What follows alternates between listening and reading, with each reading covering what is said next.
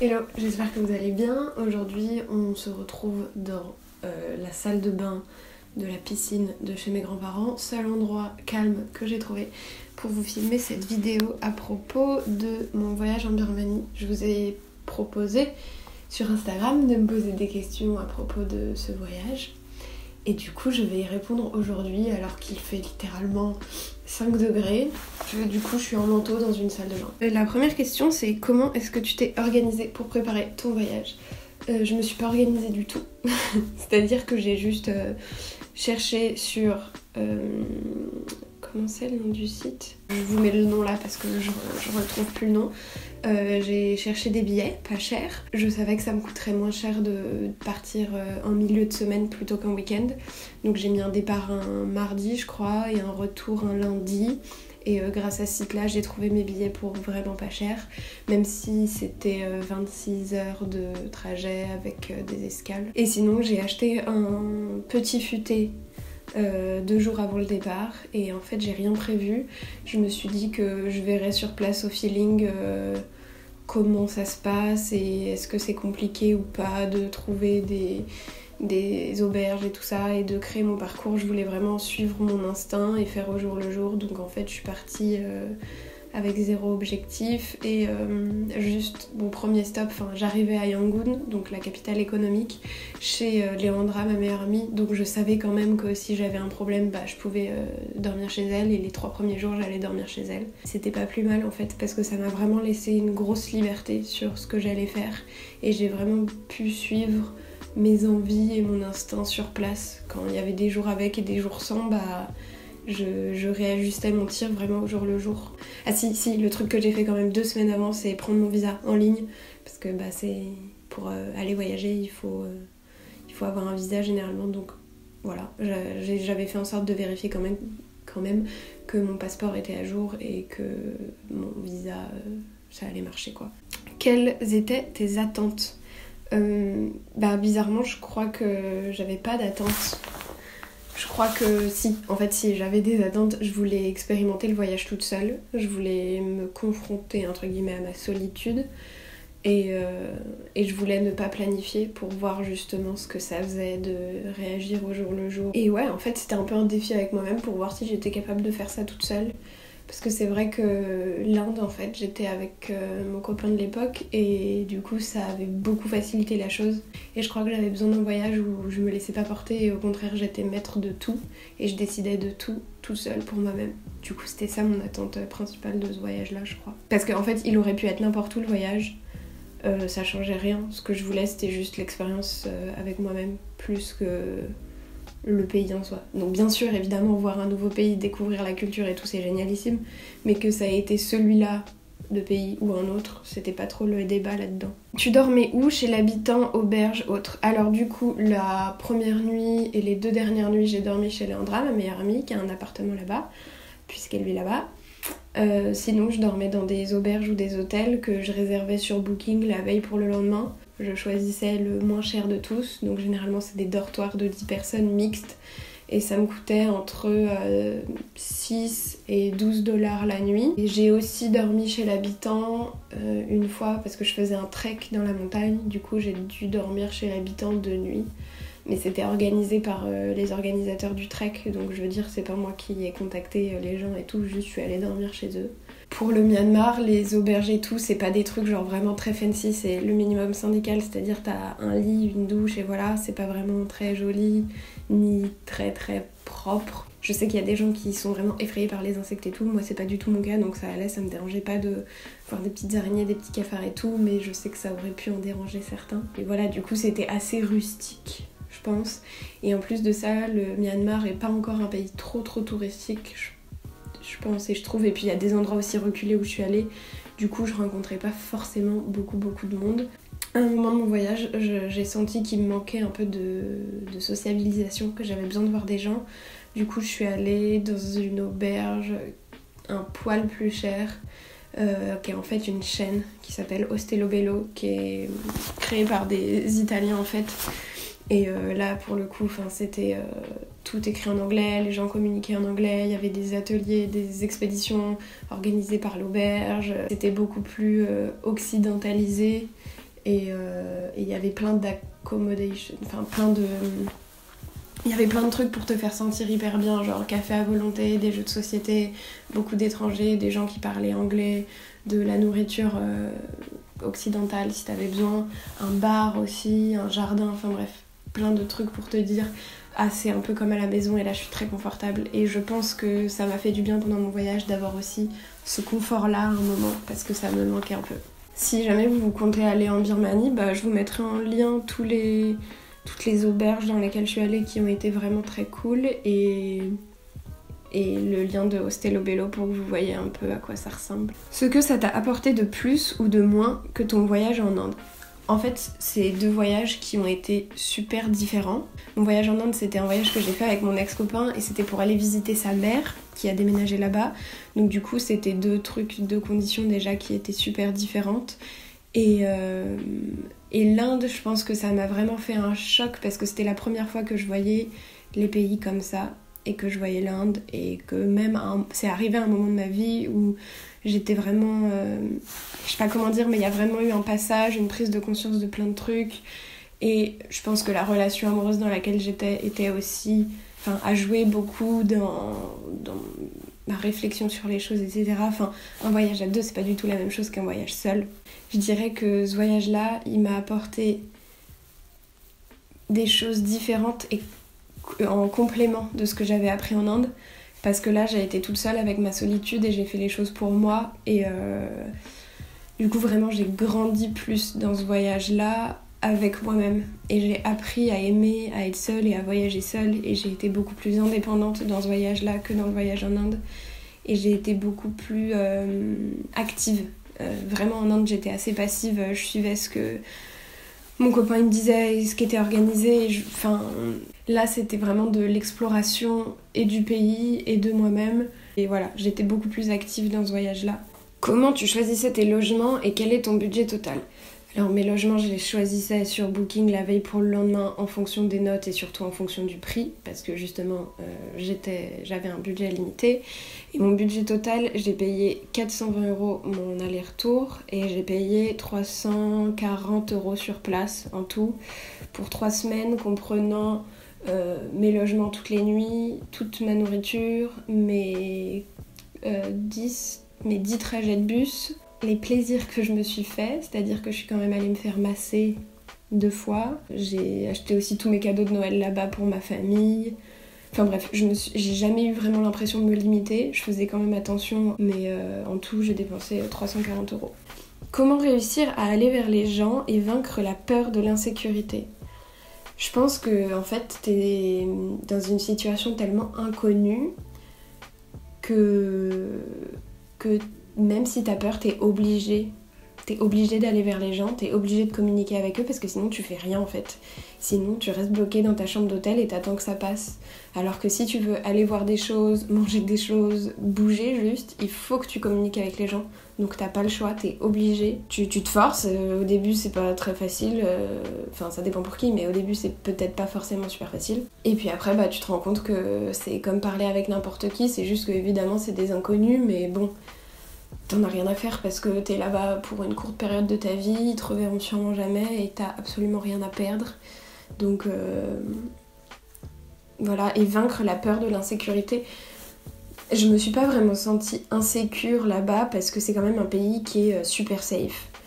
Déjà pour les touristes et aussi pour les femmes. Donc en vrai, moi j'ai jamais vraiment eu le sentiment d'insécurité. J'ai plus eu peur face à mes réflexions internes que face à la situation dans laquelle j'étais. L'Inde c'est différent. L'Inde par contre j'ai eu peur de plein de choses et je pense que c'est un pays qui fait peur et voilà, mais le Myanmar pour le coup c'est un pays super sécurisé pour les touristes et du coup j'ai jamais trop eu le sentiment de peur. Je pense que de se mettre dans la situation où t'es seule dans l'inconnu, pour survivre t'es obligé de péter tes barrières quoi. Qu'as-tu appris sur toi-même ? J'ai appris que j'étais capable de voyager toute seule. J'ai appris que j'étais capable d'aimer la solitude. J'ai appris qu'il fallait que je prenne plus de temps pour moi, genre du vrai temps, longtemps. Je sais pas comment expliquer, mais j'ai l'impression qu'on est dans une société de la productivité où il nous manque tout le temps de faire les choses. Et là, j'ai appris à prendre le temps. Et c'était bien. C'était vraiment très bien. Et j'ai appris à dialoguer avec moi-même et à apprécier être avec moi-même. C'est bizarre à dire, mais j'avais jamais trop été confrontée à ça. Et en fait, j'ai adoré ça. Même si parfois c'est dur, cette solitude-là, tu t'y habitues et elle est hyper agréable. Et je trouve que tu apprends beaucoup de choses sur toi, justement, à être avec toi. En profondeur, je pense que j'ai appris des trucs sur la personne que j'étais, sur mes défauts et mes qualités, entre guillemets. J'ai aussi compris qu'il fallait que je me bouge le cul pour faire ce que je voulais faire de ma vie, c'est-à-dire être réalisatrice de cinéma.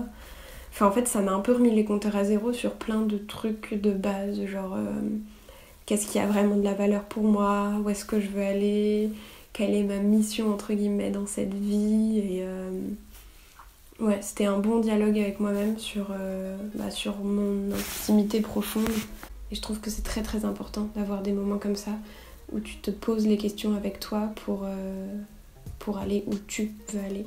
Pour toi-même. Quelles ont été tes peurs là-bas ? Bon, j'avais pas trop peur des choses qui se passaient autour de moi, j'avais plus peur d'être seule et de m'ennuyer, et je me suis ennuyée parfois et j'ai été seule parfois, et j'étais pas très à l'aise parfois justement d'être trop longtemps avec moi et de comprendre des choses un peu intimes et pas forcément toujours agréables sur comment je fonctionne et qui je suis, mais c'est bien de passer par là aussi. Et puis ça se gère, je veux dire, quand il y a un truc qui te met mal à l'aise, vu que tu décides, tu peux décider d'aller vers quelque chose qui te met plus à l'aise. Moi, c'est vrai que j'ai été au début dans un truc de affronte-toi toi-même et mets-toi dans une situation inconfortable, ou en tout cas force-toi à faire le maximum de choses, à être le maximum loin de ta zone de confort. Et au bout d'un moment, ça m'a saoulée, j'étais trop dans ma solitude, j'avais besoin de voir des gens, de parler anglais, autre que des locaux en fait. Et du coup, je suis allée me foutre dans l'auberge confortable et c'était cool parce que ça m'a fait du bien et ça m'a rééquilibrée. J'ai pu communiquer avec des gens, j'ai pu échanger mes idées et retrouver un peu de confort, et ça fait du bien. Il faut juste trouver l'équilibre, je pense. C'est bien de se donner des défis, mais il faut pas se mettre en danger soi-même. Et il faut savoir s'écouter. Et à ce moment-là, je me suis écoutée et du coup, je suis allée me refoutre dans du confort et c'était bien aussi. Qu'est-ce que tu as préféré dans ce voyage ? Je crois que ce que j'ai préféré, c'était la pause, la lenteur des choses. Et comme ça m'a posée, comme ça m'a apaisée en fait. Comme ça m'a permis d'être moins productive, d'être moins dans une démarche d'action pour un résultat. Et d'être plus dans l'appréciation de ce qui se passait. De la lumière, des couleurs, de marcher, de réfléchir, de parfois pas réfléchir, mais la lenteur des choses, ça j'ai aimé retrouver ça. Et observer aussi, il y a beaucoup de moments où quand t'es seule, tu te poses et t'observes. Et j'ai eu beaucoup de moments d'observation comme ça qui sont chouettes, que j'essaye aussi d'avoir dans ma vie de tous les jours, mais je les ai moins souvent. Que là c'était vraiment 3 semaines que de ça. Et puis surtout ce que j'observais était tellement incroyable que c'est cool comme observation. Comment tu fais pour sortir de ta zone de confort ? Qu'est-ce qui te motive ? J'avais envie d'être une meilleure version de moi-même, je crois. J'ai pas envie de vivre dans la peur, j'ai envie d'être libre, et pour moi la liberté ça passe par l'indépendance et ne pas avoir peur. Donc du coup pour moi ça coulait de source de sortir de ma zone de confort, et j'ai envie toute ma vie de me mettre des défis comme ça et d'aller plus loin, toujours plus loin, pour plus me connaître et pour être plus capable. On est dans une société qui nous aide beaucoup à tout le temps, à tout faire, que ce soit faire son linge, faire à manger, faire des choix, je sais pas comment dire, mais on est dans une société du plaisir, qui nous donne tout. J'ai envie de me battre un peu plus, d'être une personne plus forte, plus indépendante, plus courageuse et plus libre, parce que si tu agrandis ta zone de confort, en tout cas si tu t'éloignes de ta zone de confort, alors elle s'agrandit, donc tu es plus apte à aller dans n'importe quelle situation et à t'adapter à tout. Et moi j'ai envie de ça, j'ai pas envie d'être bloquée parce que j'ai trop peur ou parce que je sais pas faire. Conseilles-tu de dépasser ses peurs H24, de plus hésiter pour se sentir vraiment vivant et n'avoir aucun regret ? Oui, évidemment, tant que tu te mets pas en danger, genre réel danger. pour moi c'est évident qu'il faut se surpasser, faire des nouvelles expériences et aller toujours plus loin pour se connaître mieux et pour être bien, enfin pour expérimenter. Puis même au pire t'expérimentes, tu te rends compte que t'aimes pas, puis c'est pas grave. Au moins tu l'auras essayé et tu regretteras pas, et c'est ça la vie, c'est d'essayer, d'échouer, de se relever, de se confronter à plein de situations et à plein d'expériences qui font que à la fin ce que tu fais, tu le fais vraiment parce que tu l'aimes et parce que t'as l'impression que c'est toi et que t'es à ta place, et voilà. Pourquoi es-tu partie ? Je suis partie parce que je voulais voir Léandra, ma pote qui a déménagé là-bas, parce que ça faisait 8 mois que je l'avais pas vue. Je suis partie parce que j'aime voyager et que c'était une bonne occasion de voyager, même si je connaissais rien du pays, je savais pas du tout à quoi m'attendre. Je suis assez curieuse de tout, donc j'étais juste en mode c'est un pays supplémentaire et ça me permettra de voyager seule et d'être seule et de faire cette expérience-là. Et donc du coup c'était surtout pour voyager seule. Et dans quel état d'esprit rentres-tu ?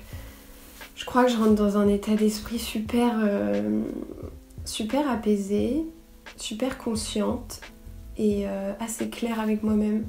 J'ai l'impression d'avoir rangé des trucs. En tout cas, je me fais plus confiance. J'ai réussi à être indépendante. J'ai réussi à déconstruire des trucs sur lesquels j'étais... j'ai réussi à déconstruire cette idée comme quoi je dépendais des autres pour être bien, que ce soit mes amis ou mes mecs. Pour une fois j'ai réalisé que non, en fait j'étais bien toute seule et que c'était très très très important d'être amoureux de soi avant d'être amoureux des autres. Et en fait je pense que j'ai toujours eu un ego assez important, mais là c'est pas une question d'ego, en fait c'est une question de... c'est pas l'ego, c'est aimer son âme. Ce que je dis est super perché, mais c'est se faire confiance à soi et être en sécurité avec soi-même et pas avoir peur de soi. Et du coup j'ai vraiment appris qui j'étais profondément et que j'étais capable de plein de trucs. Donc ça m'a donné un boost de confiance, mais pas de confiance sur mon ego et sur ma sociabilité, sur tout ça, plus une confiance plus profonde. Je sais pas si c'est très clair ce que je dis, mais voilà. Et j'ai l'impression d'être sur un nouveau chemin de vie entre guillemets depuis l'Inde, parce que j'ai eu plein de prises de conscience et parce que j'ai envie d'être une bonne personne pour la planète et pour moi-même, et j'ai l'impression que je vais vraiment vers ce chemin-là et je m'affirme dans ce chemin-là. Je crois que mon état d'esprit aujourd'hui, c'est surtout que j'ai l'impression d'être à ma place. Ouais, j'ai l'impression que c'était un voyage qui arrivait au bon moment, que ça m'a ouvert l'esprit à plein de choses, mais ça m'a surtout ouvert l'esprit à moi-même, et j'ai réalisé quelle direction j'avais envie de suivre et où est-ce que j'avais envie d'aller. J'espère que cette vidéo vous aura plu, que je me suis pas trop répétée et que j'ai pas trop été floue, artistique, et que vous avez à peu près compris ce que je voulais dire, ce que je voulais vous partager. En tout cas, je vous conseille fortement d'essayer cette expérience-là. Maintenant, avec internet, tout est très très facile, et en fait, quand je suis arrivée à l'aéroport, j'ai pris une carte SIM Birman sur laquelle j'ai mis de la 4G. Et du coup, j'étais aussi toujours en sécurité parce que j'avais toujours mon portable et que je pouvais être en lien avec des gens. C'est-à-dire qu'avec WhatsApp, je pouvais écrire à mon père à chaque fois que je me sentais pas bien. Je pouvais me connecter à YouTube quand j'avais un coup de mou et que j'étais très triste pour écouter une musique ou regarder une vidéo débile d'entertainment. J'ai l'impression qu'avec Internet, dans tous les cas, on sera toujours en sécurité parce que c'est un outil on utilise tellement tous les jours qu'on peut se réfugier dedans et on a l'impression que c'est confortable parce qu'on est habitué à ça. Si vous avez d'autres questions, n'hésitez pas à les poser en commentaire, je répondrai avec plaisir. J'espère que ça vous a plu. J'espère que ça vous aura donné envie de voyager tout seul et de vous affronter vous-même et d'essayer d'aller plus loin dans votre recherche personnelle de qui vous êtes, pourquoi vous êtes là, et pour être heureux, ou en tout cas être à sa place. C'est très important. Je vous embrasse très fort et je vous dis à bientôt. Bisous.